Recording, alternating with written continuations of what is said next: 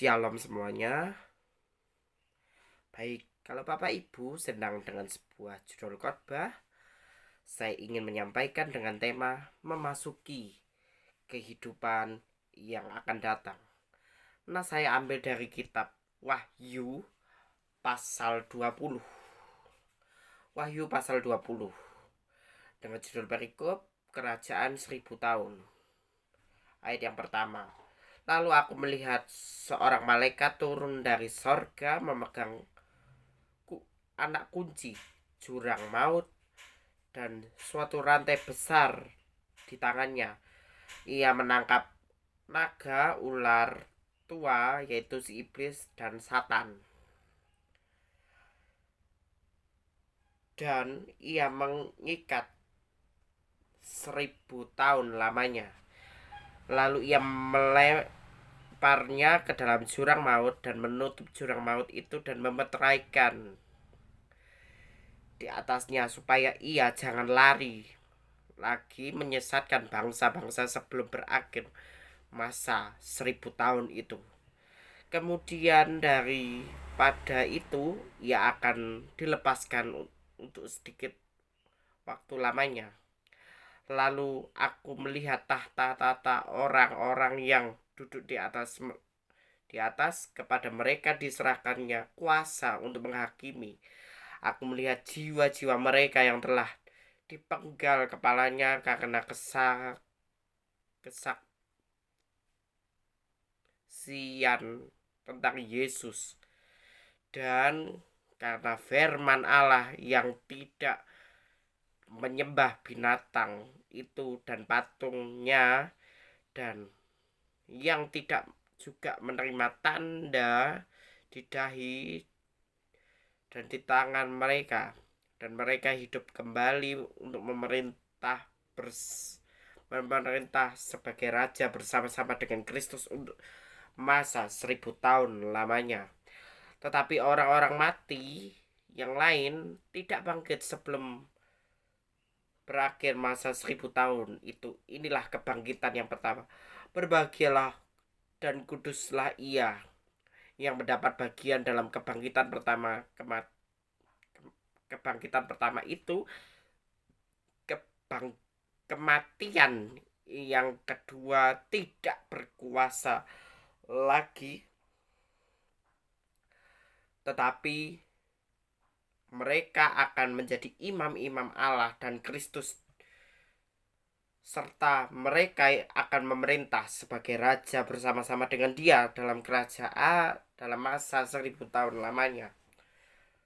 Oke, sampai di sini dulu pembacaan firman Tuhan. Saya jelaskan di dalam memasuki kehidupan yang akan datang nanti, pada suatu saat nanti akan berbunyi suatu sangkakala. Itu dalam bahasa Yunani atau Ibrani dapat dikatakan sebagai nafiri. Nafiri itu adalah trompet sangkakala yang berhiaskan dengan biasanya kan kalau trompet sangkakala itu kan dibuat dari kayu dan dilapisi dengan bulu domba. Nah, ayatnya itu nanti saya bacakan di 1 Korintus. Nah, saya lanjutkan kembali di dalam kitab 1 Korintus pasal 15. Saya akan bacakan mulai di ayat yang ke-50 sampai 52. Demikian bunyi firman Tuhan. Saudara-saudara, inilah yang hendak kukatakan kepadamu, yaitu bahwa daging dan darah tidak mendapat bagian dalam kerajaan Allah, dan bahwa yang binasa tidak mendapat bagian apa-apa yang tidak binasa. Sesungguhnya aku menyatakan kepadamu suatu rahasia. Itu rahasia apa? Tidak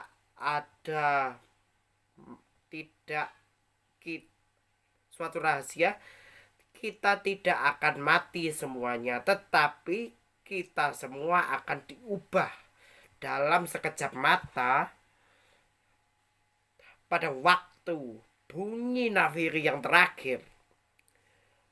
Sebab nafiri yang berbunyi dan orang-orang mati akan dibangkitkan dalam keadaan yang tidak dapat binasa, dan kita semua diubah. Dari sini kita dapat belajar bahwa memasuki kehidupan yang akan datang adalah dalam sekejap mata. Pada saat nafiri Allah itu, berarti nafiri diibaratkan sebagai bunyi sangkakala yang terakhir, di mana semua umat manusia itu berkumpul dalam suatu tempat yang diibaratkan kayak hutan yang kosong, hanya ada beberapa umat manusia dikumpulkan jadi satu tempat. Dari situ trompet sangkakala dibunyikan dan tahta Allah, jadi Tuhan Yesus itu turun ke dalam kerajaan, turun ke dunia menjemput umat manusia. Maka selama kita hidup di dalam dunia ini, kita harus belajar untuk percaya penuh kepada Kristus. Karena apa? Yesus adalah sang kunci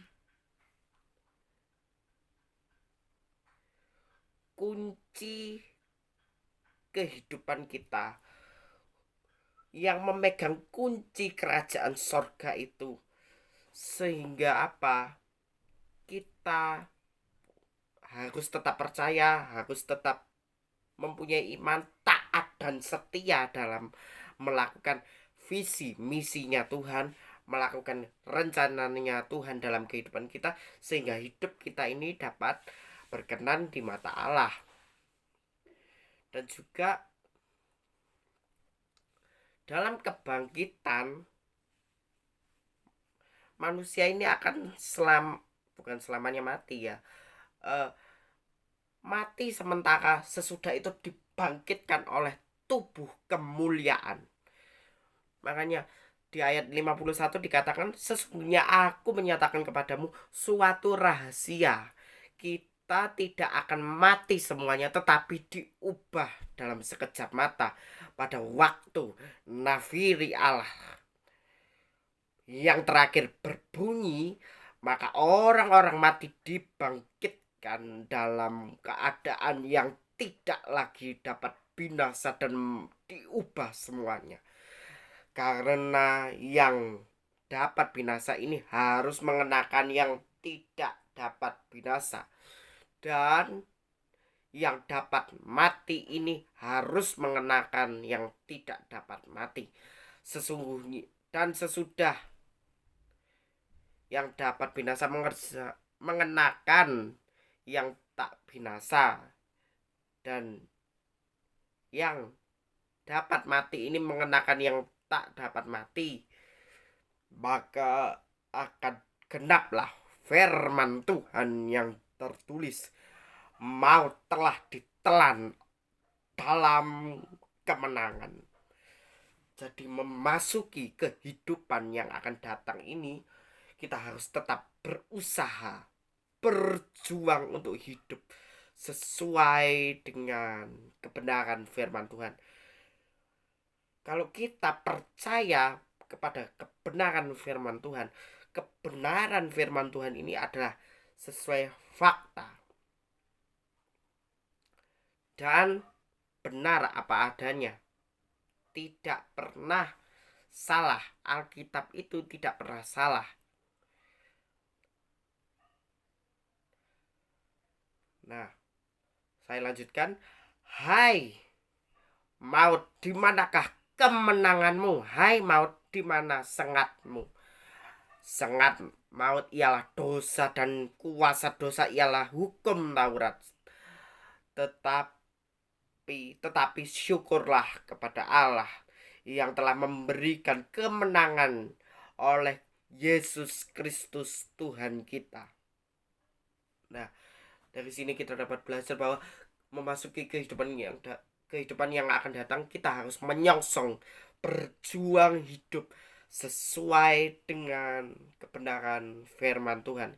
Karena dari situlah terpancar kehidupan yang aslinya kita. Makanya dalam kehidupan ini kita harus tetap bersiap-siap untuk masuk dalam kerajaan, memasuki kehidupan yang baru. Makanya dikatakan di dalam 2 Korintus 11 ayat 2 tadi. Nah, Tuhan mengingini kita dengan cemburu ilahi. Kamu sudah dipertunangkan dengan satu laki-laki yang membawa kamu